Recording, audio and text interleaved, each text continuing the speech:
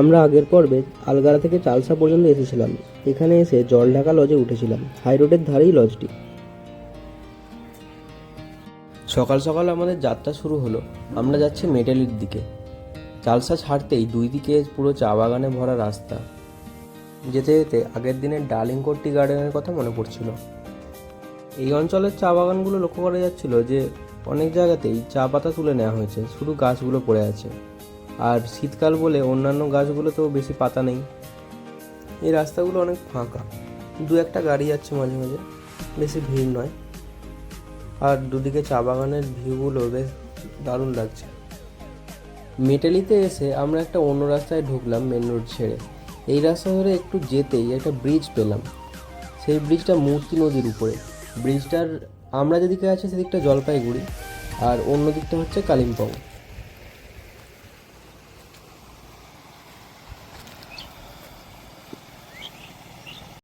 এই জায়গায় শান্ত পরিবেশটা বেশ ভালো লাগছিল।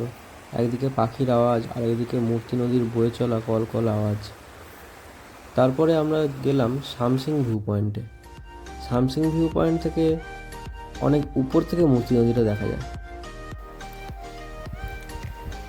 নিচ দিয়ে বয়ে চলেছে মূর্তি নদী। আমরা দাঁড়িয়ে আছি জলপাইগুড়ি জেলায়। এদিকটা জলপাইগুড়ি, ওদিকটা কালিম্পং। শামসিং থেকে আমরা এগিয়ে চললাম রকি আইল্যান্ডের দিকে। এইখানে রাস্তায় কাজ হচ্ছিল, একটা দুটো জায়গায় দাঁড়াতে হলো। তারপর আমরা পৌঁছে গেলাম রকি আইল্যান্ড। রকি আইল্যান্ড হচ্ছে মূর্তি নদীর উপরেই একটা জায়গা যেখানে অনেক পাথর রয়েছে, আর এইখান থেকেই মূর্তি নদী পাহাড়ি অঞ্চল থেকে সমভূমিতে নামে। আমরা এই ব্রিজটা পেরিয়ে পাশে সিঁড়ি দিয়ে নিচে নামলাম।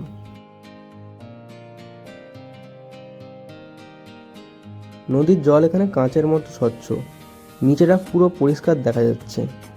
বেশ সুন্দর, দারুণ লাগছিল।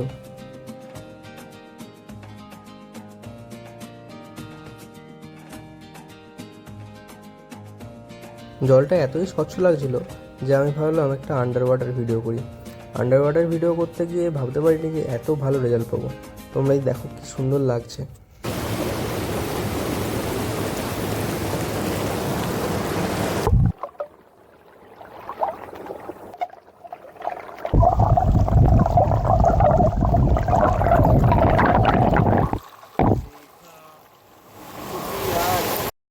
রকি আইল্যান্ডে অনেকক্ষণ সময় কাটানোর পরে আমরা আবার এগোতে শুরু করলাম। আমরা একটা বাঁক ঘুরে গিয়ে এগিয়ে গিয়ে দাঁড়ালাম। তারপর ওখান দিয়ে দেখা যাচ্ছে যে সুমনদারা আসছে।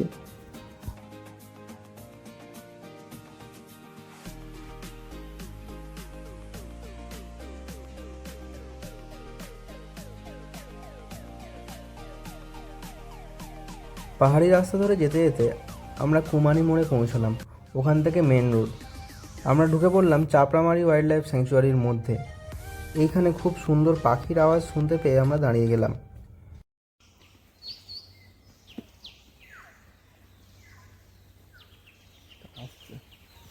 আমরা এখন যেই জায়গাটায় আছি এই জায়গাটার নাম হচ্ছে গৈরিবাস, কালিম্পং জেলায় অবস্থিত।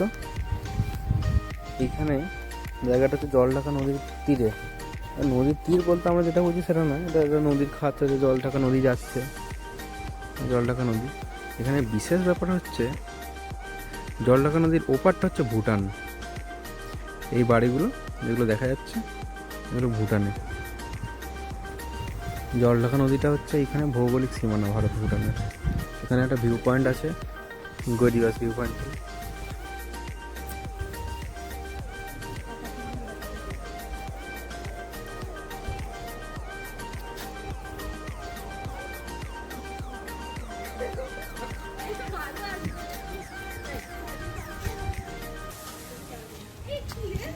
তারপরে এই রাস্তাটা চলে যাচ্ছে বিন্দুর দিকে, আর আমরা ওই দিকটা দিয়ে এলাম চালসা থেকে।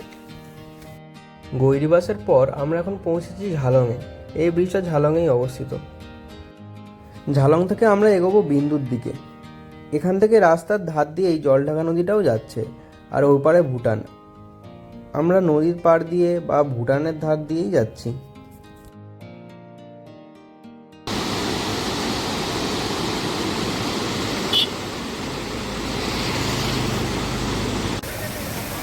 লিটারের মাথা আপেল পড়েছিল না, দুটো অর্ধেক খেয়েছে দেখ না। অ্যাপেল স্টোনের কাছে এসে আপেল আকৃতির পাথরটাকে দেখে প্রদীপ এরকম বলছে। অ্যাপেল স্টোনের কাছে একটা দোকানে আমরা ভাত খেলাম, তারপর এগোতে থাকলাম বিন্দুর দিকে। যত এগোচ্ছি আমাদের হাইট আরও বাড়ছে, আর রাস্তার বাঁকগুলো ক্রমশ ঘন ঘন পড়ছে। আর পাশে গভীর খাত, খাতের উল্টো দিকে ভুটানের পাহাড়গুলো দাঁড়িয়ে আছে। কিছুক্ষণ পরেই আমরা পৌঁছে গেলাম বিন্দুতে। বিন্দুতেই রাস্তা শেষ। এখানে একটা ব্যারেজ আছে যেটা ভারত ভুটানকে জুড়ছে। এখানে জলবিদ্যুৎ উৎপাদন হয়।